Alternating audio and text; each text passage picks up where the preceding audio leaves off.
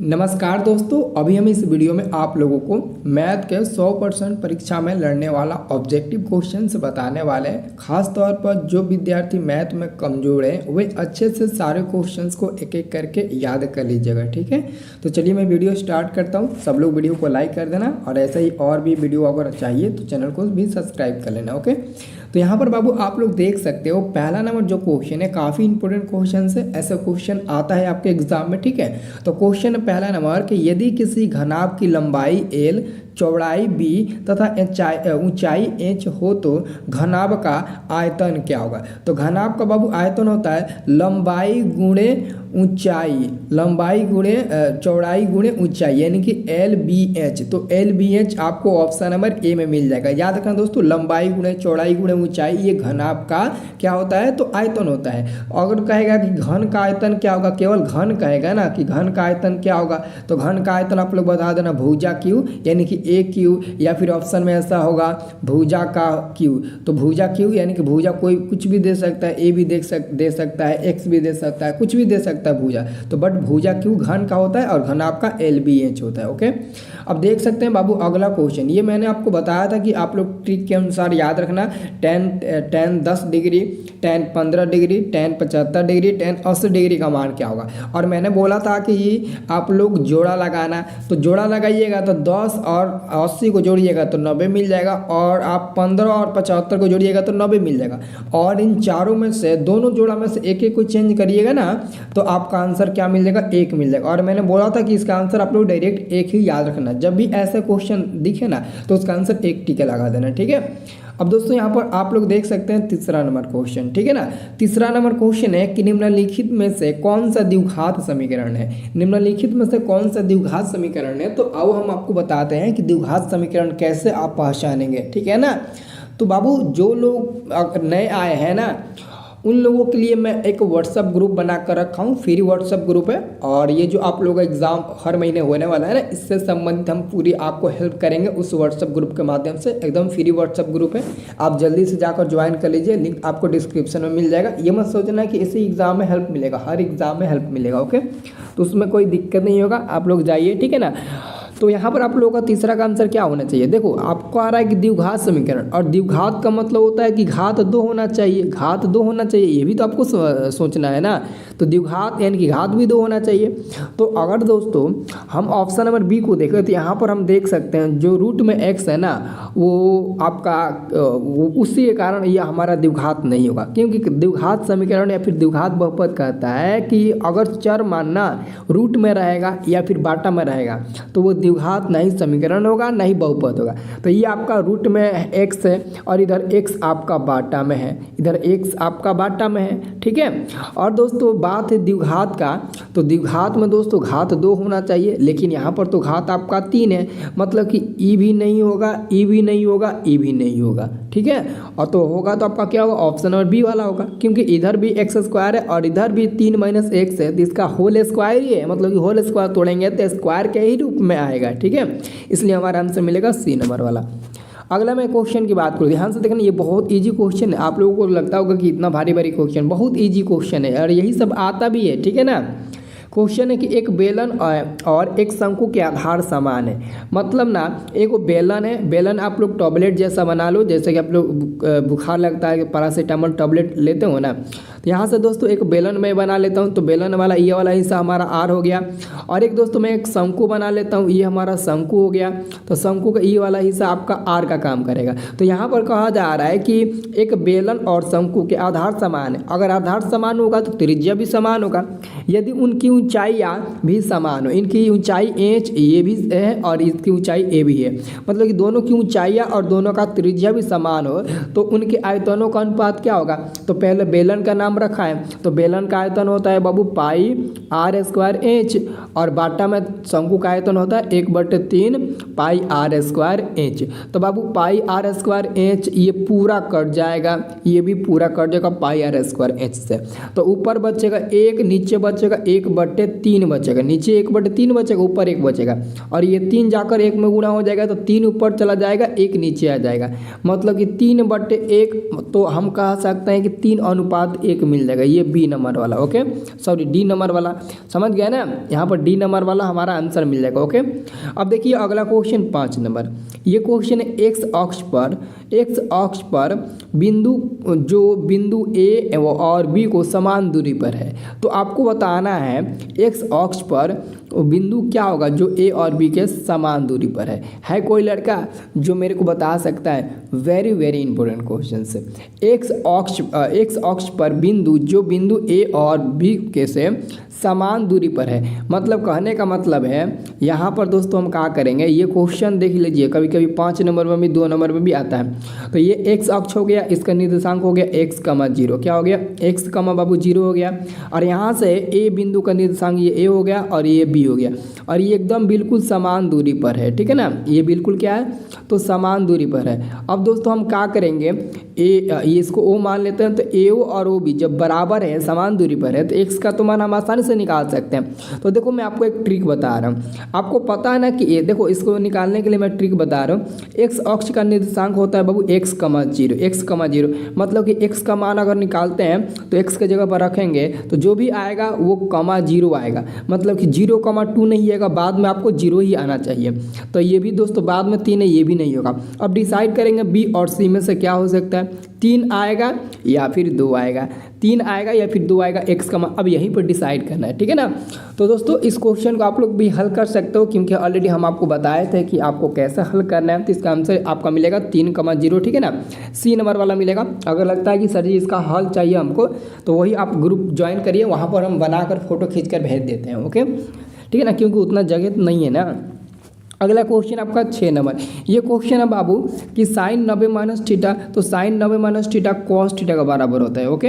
अगला क्वेश्चन है 7 नंबर कि निम्नलिखित में कौन परिमेय संख्या है, ये आपका परिमेय नहीं होगा क्योंकि रूट में है, ये भी रूट में है, लेकिन ये रूट में है ना, तो रूट ऊपर वाला रूट नीचे वाला कट जाएगा, तो सिंगल 2 बचेगा, बेचारा अकेले 2 बच गया, तो यही आपका उत्तर हो जाएगा, ओके, याद रखना बाबू, ठीक है। अगला क्वेश्चन देखिए, तो बाबू आपका अगला क्वेश्चन 8 नंबर है। 8 नंबर क्वेश्चन है कि यदि सेक थीटा बराबर 13/12 हो तो कॉट थीटा का मान क्या होगा। तो सबसे पहले बाबू मैं आपसे निकालना चाहता हूं कि अगर आप कॉट थीटा का मान निकालते हैं तो कॉट थीटा का एक फार्मूला होता है b/p। तो यहाँ पर दोस्तों आपको सेक थीटा बराबर 13/12, तो 13 यानी कि सेक थीटा बराबर आपका हो जाए कितना, तो h/h आपका क्या होता है, h/b होता है, h/b यानी कि h का मान 13 और b का मान 12 दिया है। तो जब आप p का मान निकालिएगा तो आपका मिल जाएगा 5, कितना मिल जाएगा 5, तो यहाँ पर लाकर रख दीजिए, b का मान ऑलरेडी आपको 12 पता है और p का मान 5 निकाले हैं, तो 12/5 आपका आंसर मिल जाएगा। इधर सी नंबर में दिया है, कहाँ दिया है, तो सी नंबर में अगर ध्यान से देखेंगे ना तो सी नंबर में आपको दिया गया है 12/5, वही उत्तर होगा, ओके। अगला क्वेश्चन देख सकते हैं, अगला आपका क्वेश्चन से देखिए, यहाँ पर अगला क्वेश्चन क्या है, अगला क्वेश्चन आपका 9 नंबर है। यदि बिंदु ए 3,4 और बिंदु बी -3,8 को मिलाने वाली रेखाखंड के मध्य बिंदु का नियामक, बहुत आसान है, बहुत आसान है। एक काम करिएगा, ए बिंदु का पहला क्या है 3 है और बी बिंदु का पहला क्या है -3, इन दोनों को जोड़िए, तो मैं माइनस कर रहा हूँ, इसका मतलब यहाँ पर माइनस है, अगर प्लस भी करूँगा तो माइनस प्लस माइनस हो जाएगा, ठीक है, और 2 से भाग दे दीजिए, फिर कमा, अब इसका दूसरा जोड़िए, तो 4 और 8 जोड़ेंगे और 2 से भाग दे देंगे, कितना मिलेगा बाबू, तो ये तो 0 हो जाएगा, 0/समथिंग 0 हो जाएगा, कमा 4 8 12 को 2 से भाग देंगे 6 मिल जाएगा, यानी कि 0,6 देखिए तो कहीं है, हाँ यहाँ पर डी नंबर में है बाबू, देखो तो डी नंबर में यही हो जाएगा, ओके। अगला क्वेश्चन देखिए, अगला क्वेश्चन है ना कि किसी वृत्त पर बाह्य बिंदु से कितनी स्पर्श रेखा खींची जा सकती है। कह रहा है कि कोई वृत्त है और इस वृत्त के बाह्य बिंदु कोई है, जैसे P मान लेते हैं, और इस बिंदु से हम लोग वृत्त पर कौ स्पर्श रेखा खींच सकते हैं, तो 2 को खींच सकते हैं, 2 से ज़्यादा नहीं, एगो A और एगो B, तो एगो AP हो जाएगा और एगो BP हो जाएगा, और ये दोनों आपस में रेखा समान होगा, ठीक है ना, तो 2 ही स्पर्श रेखा खींच सकते हैं, आंसर होगा आपका B नंबर वाला, ओके। अगला क्वेश्चन देखिए, अगला क्वेश्चन बाबू कि निम्नलिखित में कौन सी एक घटना की प्रायिकता नहीं हो सकती है। तो दोस्तों मैं हमने आपको कई बार बताया था कि कभी भी माइनस में दिखे ना तो वही टिक लगाइएगा, क्योंकि माइनस में कभी भी प्रायिकता का मान नहीं होती है, ओके। अब देखिए अगला क्वेश्चन है सबसे छोटी भाज्य संख्या और सबसे छोटी अभाज्य संख्या का मौसा क्या होगा। बाबू सबसे छोटी भाज्य संख्या क्या होती है, सबसे छोटी अगर भाज्य संख्या की बात करें तो 4 होता है और सबसे छोटी अभाज्य संख्या की मैं बात करूं तो 2 होता है। और इन दोनों का मौसा निकालिएगा क्या मिलेगा मेरे प्यारे लाडले, इनका मौसा निकालिएगा तो 2 ही मिलेगा ना। क्या मिलेगा बाबू, 2 मिलेगा। ओके याद रखना। अगला क्वेश्चन देखिए अगला जो क्वेश्चन है इसका सलूशन मैं कर लिया हूँ। अभी आप ग्रुप ज्वाइन करेंगे ना वैसे ही मैं आपको भेज दूंगा, क्योंकि हम आपको क्या बताए थे कि ऑब्जेक्टिव में भी कोई ऐसे ऑब्जेक्टिव क्वेश्चन आता है जिसको सॉल्व करने में एक पेज लग जाता है और उसको समझाना पड़ता है। ठीक वैसा ये भी क्वेश्चन है। एक धातु का घन जिसकी भुजा 1 सेंटीमीटर है, खींचकर इसको 4 mm व्यास वाले एक तार के रूप में बनाया गया, तो तार की लंबाई ज्ञात करें। तो लंबाई ज्ञात करने के लिए पता है क्या करना पड़ेगा, यहाँ पर घन है तो घन का आयतन आपको पता हो गया और भुजा भी आपका 1 सेंटीमीटर है। इसको खींचकर 4 mm व्यास वाले एक तार बनाया गया, तार मतलब कि बेलन के रूप में उसको बनाया गया और mm है तो इसको सेंटीमीटर में चेंज करना होगा, नहीं तो आपको सेंटीमीटर को mm में चेंज करना होगा। चूंकि ऑप्शन में सेंटीमीटर में दिया इसलिए mm को सेंटीमीटर में चेंज करना पड़ेगा, ठीक है ना। तो इसका आंसर आपका मिलेगा 25/π सेंटीमीटर। ओके याद रखना। अगला क्वेश्चन है कि 1 + 10 स्क्वायर थीटा 1 + 10 स्क्वायर थीटा बराबर होता है सेक स्क्वायर थीटा, याद रखना, ठीक है। अगला जो क्वेश्चन है काफ़ी इंपॉर्टेंट है, हर साल एग्जाम में आता है। यदि 2 समरूप त्रिभुज के संगत भुजाएं 3 और 4 के अनुपात में हो तो इसकी उनके परिमापों का अनुपात क्या होगा। देखो अगर भुजा देगा और परिमाप का अनुपात पूछेगा तो जो दिया रहेगा वही आपका आंसर हो जाएगा। याद रखो अगर 2 समरूप त्रिभुज का भुजा का अनुपात दिया होगा, परिमाप का अगर अनुपात पूछेगा या फिर परिधि का, तो एकदम हूबहू वही हो जाएगा जो आपको दिया गया होगा।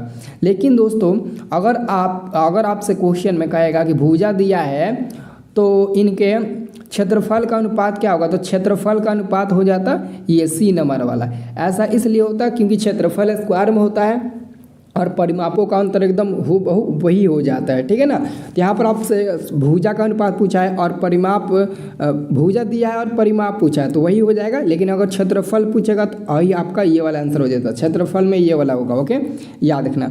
अब आप लोग देखिए अगला क्वेश्चन एक बार हाँ देख लीजिए। बहुत लड़के कहना है कि परिमाप देखिए जो आपका 2 समरूप त्रिभुज होता है ना, मैंने आपको बताया था ना 2 समरूप त्रिभुज वाला, हाँ बताए थे।